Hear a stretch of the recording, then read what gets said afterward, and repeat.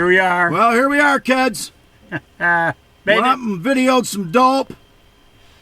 Went up and looked at Jack's new house. Gonna close on it tomorrow. Ha!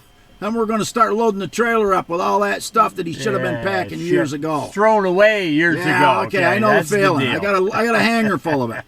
All right, right along. See you later. At the end of the runway, did a quite an extensive run up. I cut that out, but 172. Jack in the left seat, me in the right. I always fly from the right seat in the Cessnas now because I control the control stick with my right hand and throttle with my left in the BushCat. So you'll notice as you start down the runway, I mean, this engine's strong. It's got 16 cylinders on it. It does a pretty good job for a 172, but it was damp. Been raining, a little soft fuel takeoff, 50 miles an hour. And get it up to 60, and it was 87 degrees. You can see her mush a little bit here, and we pop it on the ground again and hop it in the ground effect, and then we just fly it out around the corner. Now you see we're flying in the ground effect here, and these airplanes I flew them for years. I had a 175, flew it for years, same airplane as this, and you can see we can thread the needle right through these trees, and we got all that clear area to fly in. So that's what we do with the Cessnas to get them out of there. Flew up to Oneida. This is Lowe's right out the window there, and Walmart up ahead of us. And this is Prospect Street in Oneida and Route 5 tees into it at the Five Corners there. And that's Route 5 going westbound toward the city of Syracuse. And so we followed Route 5 up.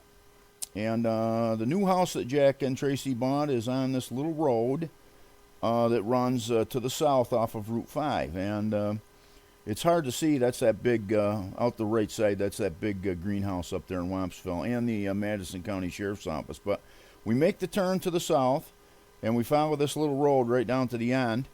And nice little ranch house down there on one level, no stairs, and when you get older, that's what you're looking for. I'm going to be looking for one of them myself here by and by.